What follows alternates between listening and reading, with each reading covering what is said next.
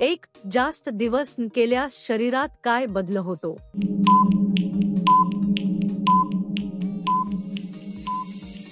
उत्तर. जास्त दिवस शारीरिक संबंधन ठेवल्यास शरीरात हार्मोन्सचा समतोल थोडा बदलू शकतो, ताण वाढू शकतो आणि मनात चिडचिड किंवा तणाव जाणवू शकतो. पण योग्य आहार, व्यायाम आणि मानसिक स्थैर्य ठेवल्यास आरोग्यावर कोणताही मोठा परिणाम होत नाही. 2. कोणत्या पोझिशनमध्ये सर्वात सोयीस्कर असते?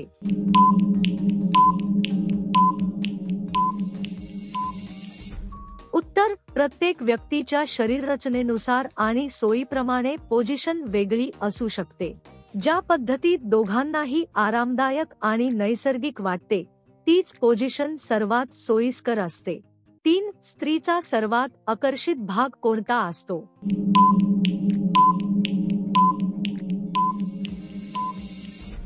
उत्तर. स्त्रीचं खरं आकर्षण तिच्या हसण्यात, आत्मविश्वासात आणि स्वभावात असतं, बाह्य रूपात नव्हे.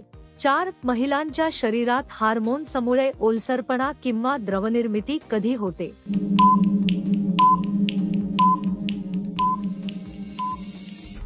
उत्तर. महिलांच्या शरीरात हार्मोन्समध्ये बदल झाल्यावर, विशेषतः अंडोत्सर्जन, ओव्ह्युलेशन आणि पाळीपूर्व काळात, द्रवनिर्मिती किंवा ओलसरपणा नैसर्गिकरित्या वाढतो. 5. पुरुषाचे कोणते वैशिष्ट्य बाईला जास्त आकर्षक वाटते?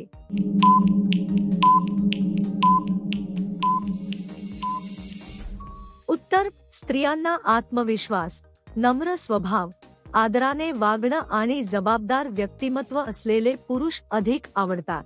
6. महिलांमध्ये एका दिवसात संभोगाची क्षमता किती असू शकते?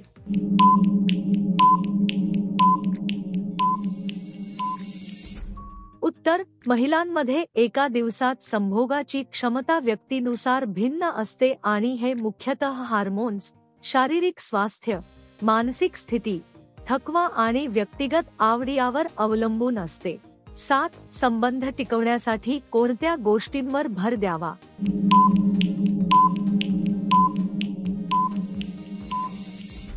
उत्तर. संबंध टिकवण्यासाठी विश्वास, संवाद, आदर, समजूतदारपणा आणि वेळ देणे या गोष्टींवर भर द्यावा. 8. पुरुष आणि महिलांमध्ये हार्मोन्समुळे वर्तन आणि भावना कशा बदलतात?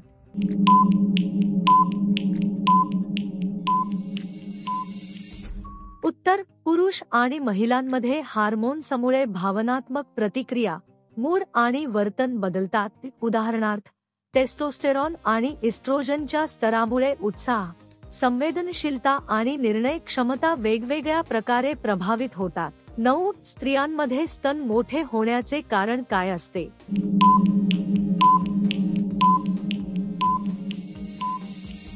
उत्तर. स्तनांच्या आकारावर अनेक घटक प्रभाव टाकतात, त्यात हार्मोन्स, प्रमुखतः इस्ट्रोजन, आनुवंशिकता, शरीरातील फॅट टिश्यूची मात्रा. 10. महिलांना जास्त आनंद कोणत्या क्षणी मिळतो, लांब फोरप्ले मध्ये की मुख्य क्षणी?